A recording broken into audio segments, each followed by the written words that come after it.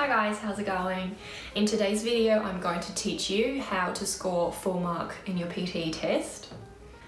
If you don't know what a PTE test is, it's essentially a test where you are being assessed on your speaking, writing, reading and listening skills in English, and it's rather simple. It's very useful for you to work or study in Australia because most universities will need you to provide a certain certificate for proving your abilities in communicating in English, and PTE is one of the tests, and you would need that for obtaining a permanent residency as well, so it's really useful. Now, I've taken IELTS and PTE before, and I reckon PTE is a lot better because it's being marked by a computer instead of a human, so there are a lot less bias in that sense. But I won't be going too far. I might do another video on comparing PTE and IELTS later on, but today's video is all about taking PTE and how to get a full mark.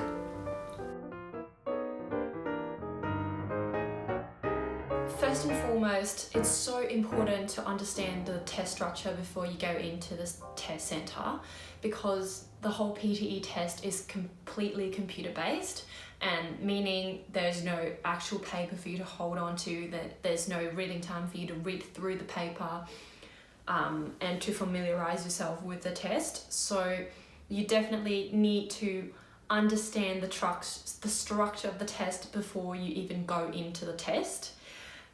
I've sort of allowed myself only one day prior to taking the PTE test the first time, so I didn't have enough time to familiarise myself with the whole test, and I sort of know what kind of questions they are going to pop up, but I didn't know how many questions per each type, and I don't know how long the whole test is going to take, so allowing myself 2 weeks prior to the second time I take the test helps me calm my nerves so much, because that time that I used to familiarise myself with the whole test actually allows me to know exactly what to expect. And yeah, basically understanding the structure and taking the time to familiarise yourself with the test, like all the different question types, is going to help you mentally be a lot more stable, because having mental stability before taking any test is crucial for high performance, and I have experienced it completely. I understand this frustration of not knowing what's coming up in the tests. Cool. The second point is to keep your focus on the test, because in the test you will have cubicles for each candidate, and they're not a lot of candidates. I think I've been to two PTE centres, one in Adelaide and one in Perth, and they both have like 12 to 16 candidates per time slot. There are not a lot of people in the same space, and you will have your own cubicle, but then you are speaking into the microphone at the same time, because the test starts speaking first. So the speaking component is when you have to speak to the microphone. So they'll give you a headphone which has like a little microphone attached to it, and you'll have to speak into the microphone to record your answer. Everyone is speaking at the same time. When you're speaking, you'll be able to hear other people speaking. And there are some people who will like to shout to the microphone, and that can kind of distract you, but just stay really focused on your own test and don't let anyone distract you. And I think everyone in the same time slot will not have the same test. Sometimes you will hear people saying something completely irrelevant to what you are supposed to say, and that can really distract you, but just bear in mind that it's going to happen. The third point is make sure you utilize the break time.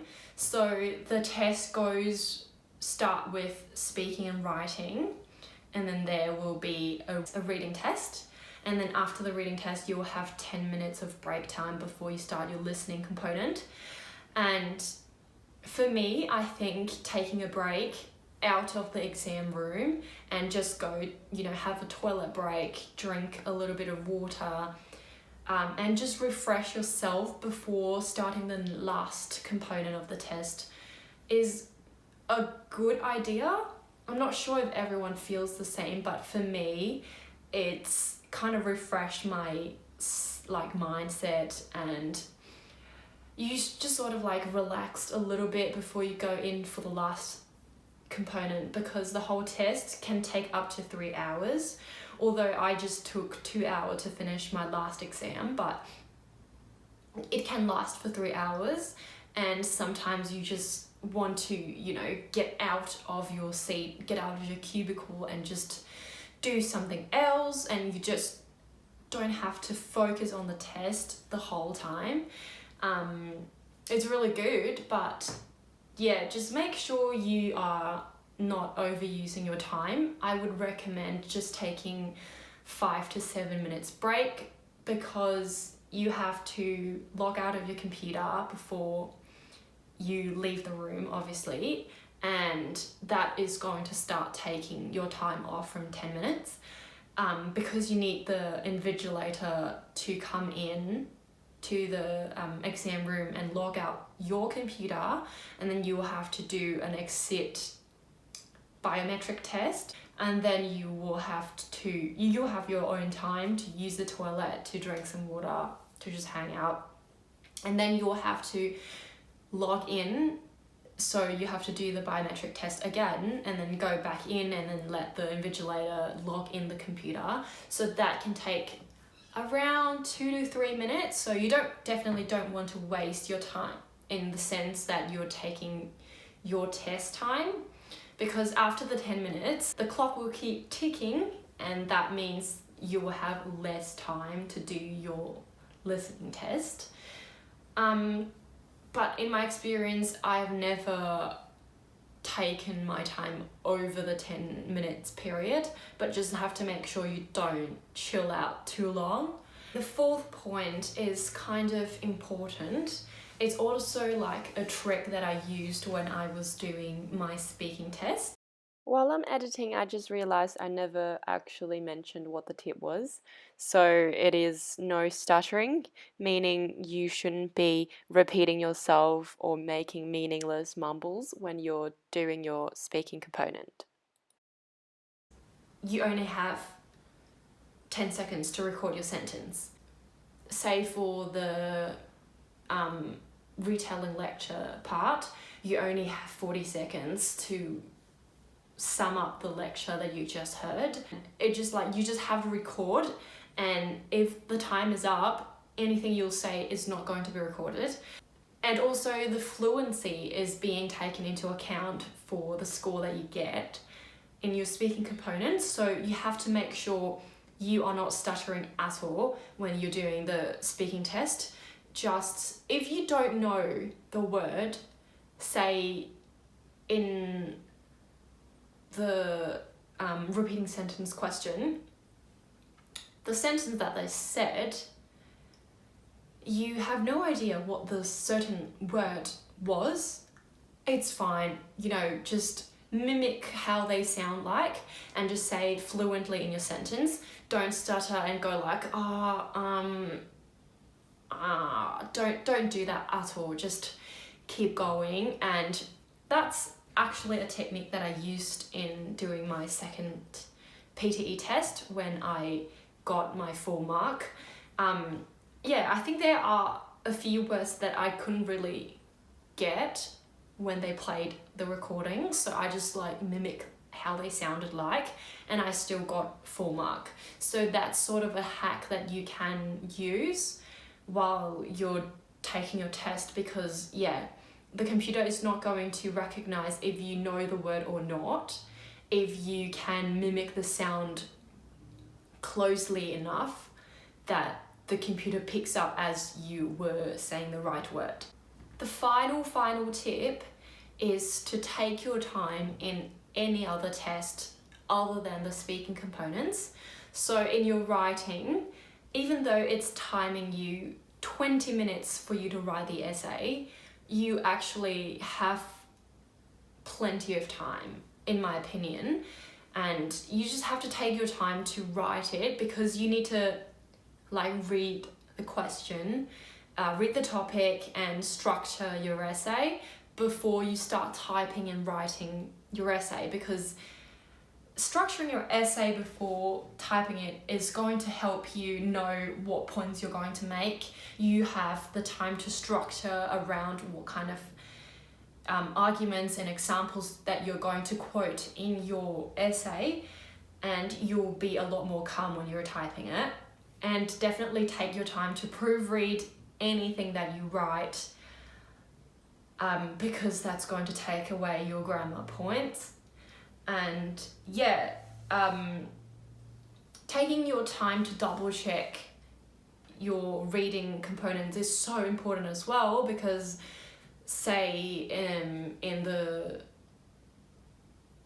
ordering paragraphs question, you definitely need to take your time to read each chunk and then order it, and then read it and see if it actually makes sense.